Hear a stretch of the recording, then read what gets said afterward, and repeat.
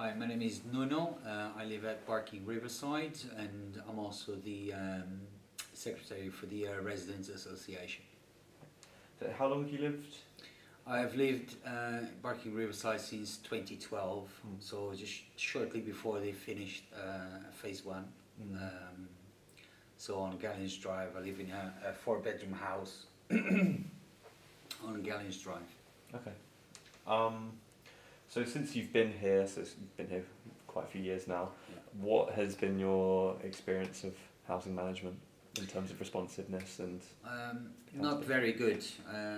We started and still have Pinnacle as the managing agent for the landlord, and we've only had issues since day one.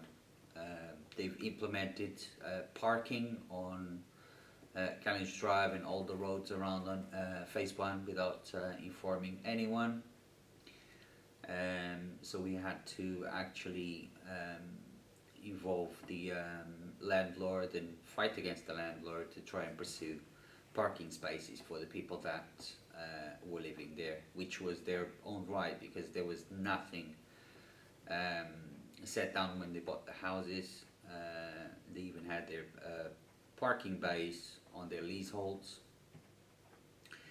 So we managed to get a compromise with the actual landlord, not the managing agent, because they ignored us for about a year and a half. So we had to involve the actual landlord, BRL, to get something done through a lot of protest and chasing the higher ups and so on. Creating a lot of noise and also a lot of support from all the residents of the area, because it's quite a big thing when it started. So there's not really much consultation going on?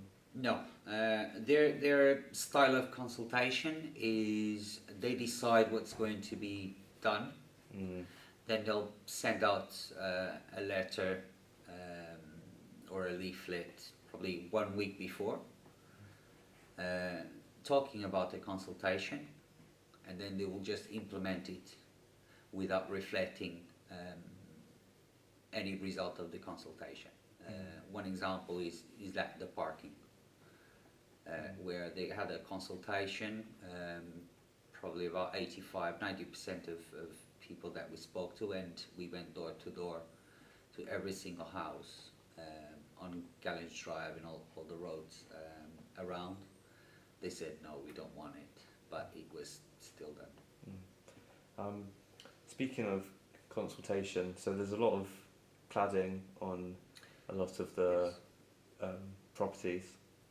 Prior to the fire at Samuel Garside, were there any issues raised around this or any fears around it, particularly after Grenfell? Yes.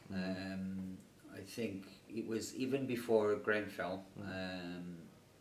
The Residents Association, we raised it with the developers and also with the managing agents, the several managing agents that are on site, about the fire safety of these woods employed in building these houses and the apartments, flats, etc.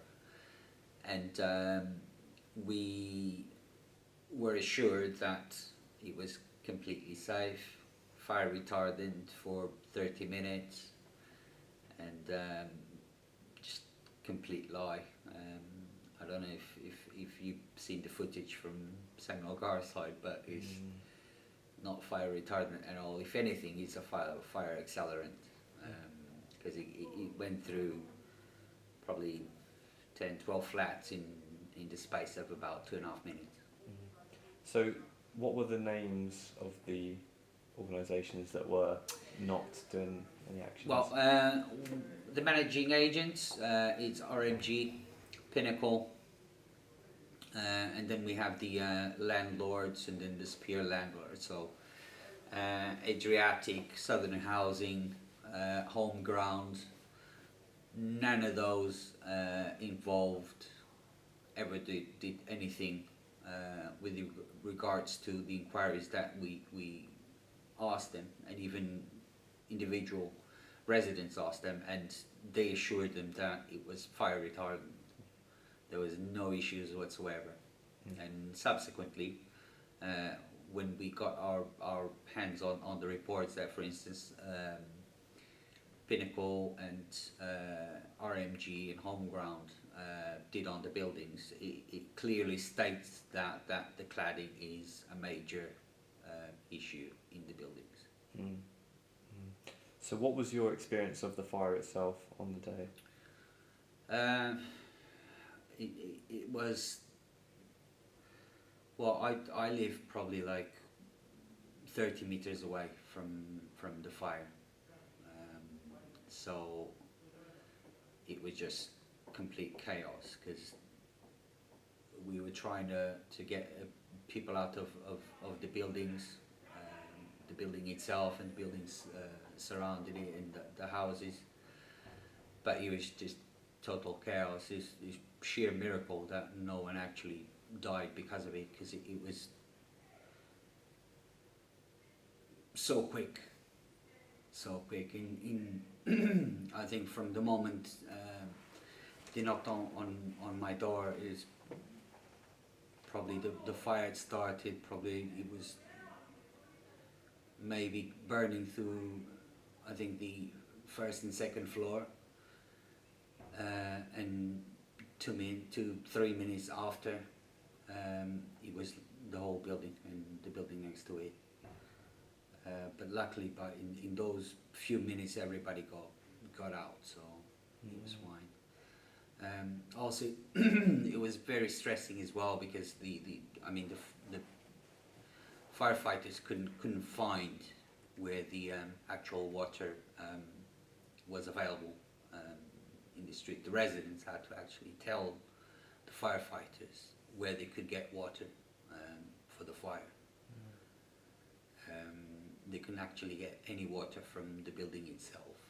They had to come and get the water from Gallons Drive, about 50-60 meters away. What was the response from the management in the immediate aftermath? In the immediate aftermath, I think they did what they could, considering what was happening. They did have some help from the council as well, making also facilities available for the victims of the fire.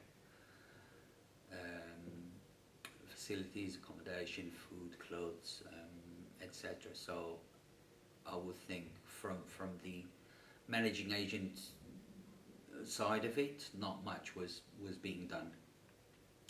Everything was being done through BRL, the landlord, which is coordinating with the council to provide like whatever people needed at the time. So, in terms of responsibility, was there any clarity over, or anyone stepping forward and saying this is our fault? No.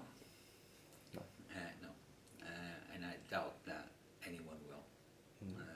But I think from my point of view is everybody involved in that particular building and every other building on this site that has wood paneling and wood cladding, is everybody from the architect who designed it, to the builders that build it, to the actual developer that approved everything, and to the council that granted planning permission for this to go ahead. I think every single one of them are responsible. Managing agents for not actually acting on advice from surveys and reports that said that the clouding was a fire hazard. So I think every single person involved in building and running these buildings, this estate, is responsible for it. Do you feel safe? No. Because, for instance, my house was about 60% covered in that material. The house other houses next to mine, they're probably about 70-80%. Say for instance on Laws, their garden door is wood, the front door is wood, the whole front face of their houses are wood. And they have no exit whatsoever through the back. So if it burns at the front, they'll all die in there. This might be a bit of an obvious question, but what will it take for you and your neighbours and other residents to feel safe? Well, ideally, we would need all this flammable cladding to be removed and replaced by something that's actually fire retardant and a lot safer than what it is. Has there been any explanation as to why it was deemed necessary to be there? No. And then prior to the fire, they said it was safe? They said it was safe, they said it was fire retardant for up to 30 minutes, which is a complete lie. Again, I'll refer back to Samuel Garside, which has the same wood panelling and wood cladding and 10-12 flats in about 2.5 minutes. Do you feel your voice is heard as a resident? Not as much as I wished for. Because they had an example in Greenfeld and previously before Greenfeld and afterwards as well, but nobody's doing anything about it. I guess we've kind of covered this, but what would you say is the most immediate or urgent matter that needs to be addressed?